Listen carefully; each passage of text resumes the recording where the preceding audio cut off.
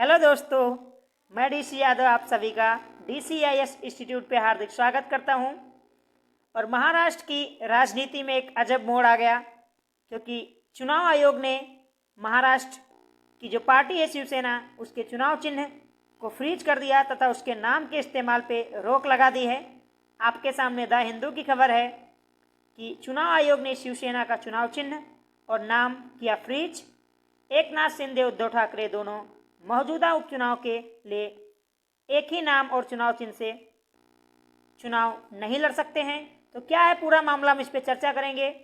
क्यों चुनाव आयोग ने महाराष्ट्र की जो पार्टी है शिवसेना, इसके चुनाव चिन्ह को फ्रीज किया, साथ ही क्यों इन लोगों को चुनाव लड़ने पर रोक लगा रहे हैं, इस पर भी चर्चा करेंगे। साथ ही जानेंगे कि किस कानून के तहत इसको फ्रीज किया गया है और इतिहास में ऐसी घटनाएं कब और क्यों हुई। हमारे साथ नए हैं आप तो जुड़िए, DCIS इंस्टीट्यूट से सब्सक्राइब कीजिए। दोस्तों, अब बात करते हैं कि सुर्खियों में क्यों है। दरअसल 3 नवंबर 2022 को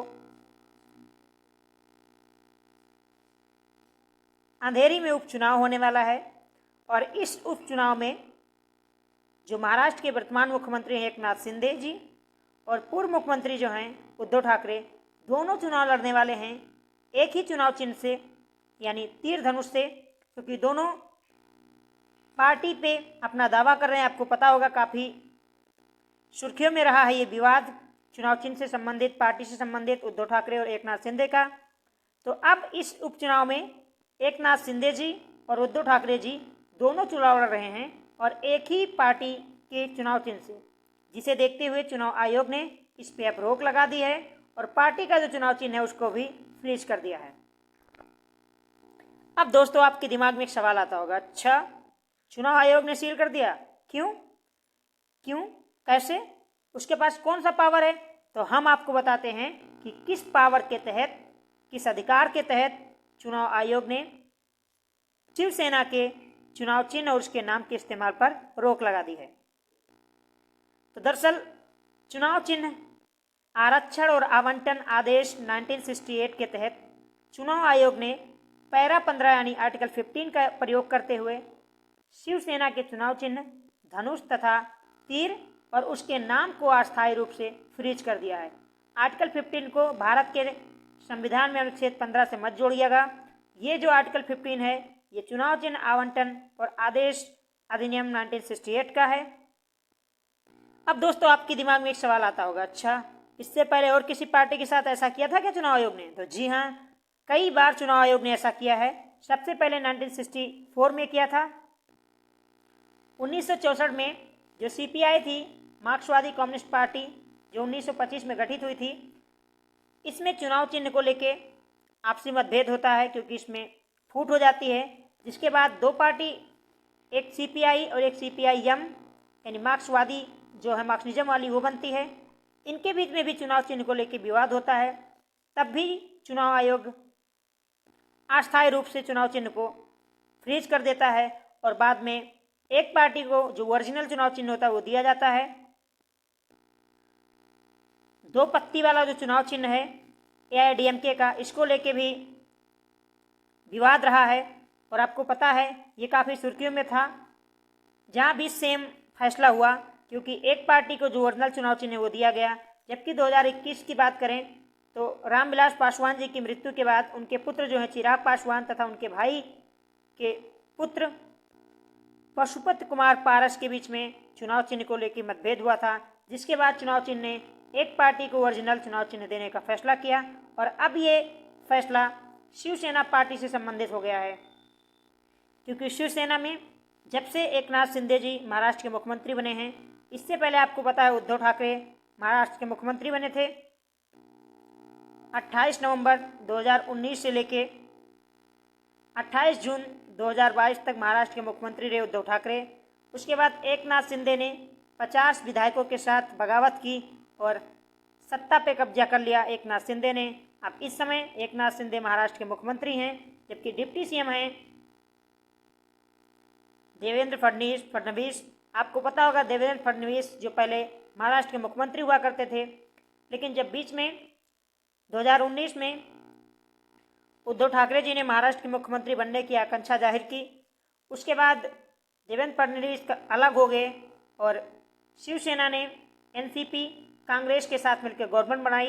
लेकिन बाद में पार्टी की विचारधारा के मतभेद को लेके एक गुट अलग हो गया एकनाथ शिंदे जी के साथ, क्योंकि उनका मानना है कि जो हिंदुत्व है वो विचारधारा है शिवसेना की, और एनसीपी और कांग्रेस के साथ मिलके उद्धव ठाकरे ने पार्टी की विचारधारा को ठेस पहुंचाई है, उसके आधार से अलग होने की बात की। जिसके बाद एकनाथ शिंदे के साथ 50 और विधायक आए और उन्होंने समर्थन दिया एकनाथ शिंदे को। जिसके बाद जून 2022 को एकनाथ शिंदे जी 20वें मुख्यमंत्री बने महाराष्ट्र के, और डिप्टी सीएम बनाया गया देवेंद्र फडणवीस को। अब आपके दिमाग में एक सवाल उठता होगा दोस्तों, क्या चुनाव चिन्ह अगर किसी पार्टी के चुनाव चिन्ह को फ्रीज कर देता है तो उसके खिलाफ हम कोर्ट जा सकते हैं? तो इसके लिए एक बहुत ही फेमस वर्डिक्ट है कोर्ट का, 1971 में आया था, सादिक अली वर्सेस चुनाव आयोग से संबंधित, जिसमें कोर्ट ने कहा था कि चुनाव आयोग को दलों के विलय और विवादों से संबंधित सुनवाई का पूरा अधिकार प्राप्त है और उससे संबंधित कोई भी आदेश सभी के लिए बाध्यकारी होता है और मान्य होता है। यानी ऐसी स्थिति आती है तो इसमें जो चुनाव आयोग का आदेश है वो सर्वमान्य होता है। इसमें दो तरीके से होते हैं, एक तो जो राष्ट्रीय पार्टियां होती हैं, जो राज्य की पार्टी होती है, मान्यता प्राप्त दल होते हैं, उनसे संबंधित विवादों की सुनवाई तो खुद चुनाव आयोग करता है। जबकि यह गैर मान्यता प्राप्त छोटी पार्टियां हैं तो उन्हें कोर्ट के लिए आदेश दे सकता है, यानी कोर्ट आप जाइए इसके लिए सलाह दे सकता है। अब दोस्तों थोड़ी बात कर लेते हैं शिवसेना की। दरअसल शिवसेना की स्थापना 1966 में 1966 में बाल ठाकरे जी ने की थी और प्रेजेंट टाइम में इसका जो चुनाव चिन्ह है वो धनुष और बाण है, जिसके इस्तेमाल पे रोक लगा दी है चुनाव आयोग ने। 1989 में ये एनडीए गठबंधन में शामिल होते हैं, यानी नेशनल डेमोक्रेटिक अलायंस जो है एनडीए, जो बीजेपी समर्थित है, इस पे शामिल हो जाती है। इसमें शिवसेना 2014 में जब बीजेपी की गवर्नमेंट होती है तो उसमें भी एनडीए की सहयोगी होती है शिवसेना। इससे पहले बात करूं 2005 में क्या होता है, जो महाराष्ट्र के मुख्यमंत्री होते हैं नारायण राणे, पूर्व मुख्यमंत्री, इनको पार्टी से निकाल दिया जाता है शिवसेना से। उसके बाद इनके जो भतीजे होते हैं बाल ठाकरे के, राज ठाकरे, वो भी पार्टी छोड़ देते हैं और 2005 में नारायण ठाकरे को शिवसेना से निकालने के बाद राज ठाकरे के साथ एक नई पार्टी का निर्माण होता है जिसको कहते हैं महाराष्ट्र नवनिर्माण पार्टी, यानी मनसे। मनसे का निर्माण बाल ठाकरे करते हैं, राज ठाकरे करते हैं शिवसेना से अलग होके। उसके बाद ये पाया जाता है कि 2012 में मृत्यु हो जाती है बाल ठाकरे जी की, उनका देहांत हो जाता है। जिसके बाद महाराष्ट्र की राजनीति में एक अलग मोड़ आता है, क्योंकि पार्टी के संस्थापक बाल ठाकरे जी इस दुनिया को छोड़ के चले जाते हैं और उनसे पहले राज ठाकरे एक अलग मनसे पार्टी का गठन कर लेते हैं। फिर पार्टी निर्णय करती है कि 2014 के चुनाव में वो एनडीए गठबंधन के साथ रहेगी, लेकिन दुर्भाग्य से इनका साथ 2019 में टूट जाता है जब मुख्यमंत्री पद की बात आती है, जब शिवसेना मुख्यमंत्री की चाह में अपना पक्ष आगे रखती है। क्योंकि शिवसेना के जो कैंडिडेट हैं वो बनेंगे मुख्यमंत्री महाराष्ट्र के, इस मुद्दे पे विवाद होता है।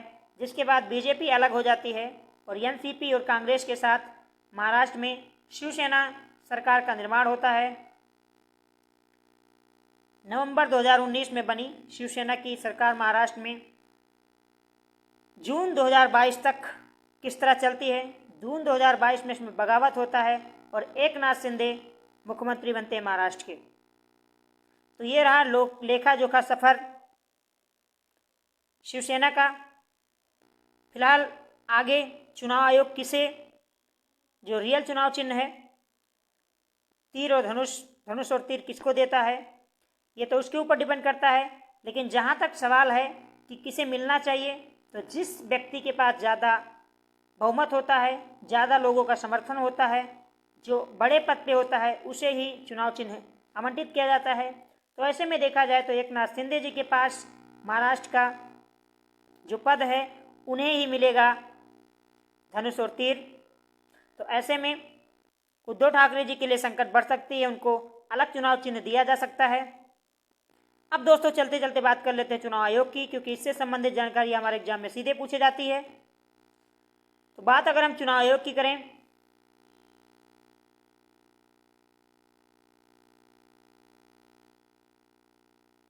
तो चुनाव आयोग की स्थापना 25 जनवरी 1950 को हुई थी और इसी दिन हम राष्ट्रीय मतदाता दिवस के रूप में मनाते हैं, क्योंकि 25 जनवरी को चुनाव आयोग का स्थापना हुआ था, इसलिए हम हर 25 जनवरी को राष्ट्रीय मतदाता दिवस मनाते हैं।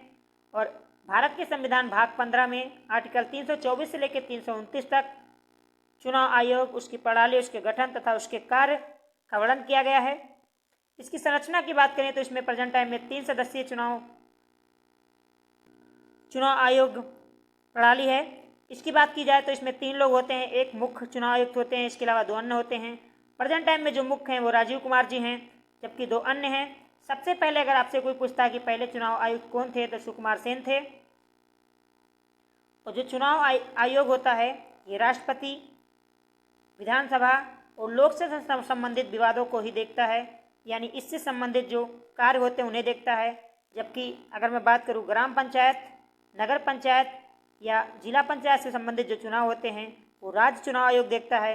जबकि चुनाव आयोग जो होता है वो विधानसभा, लोकसभा और राष्ट्रपति से संबंधित चुनाव पे ही कार्य करता है। 1950 से लेकर 1989 तक एकल सदस्यता चुनाव आयोग यानी एक ही इसमें हुआ करते थे, लेकिन 1989 से लेकर 1993 तक इसमें बदलाव किया गया, फिर बाद में एकल किया गया। लेकिन अक्टूबर 1993 के बाद ये 3 सदस्यीय बना दिया गया, तब से 3 सदस्यीय चुनाव आयोग है ये।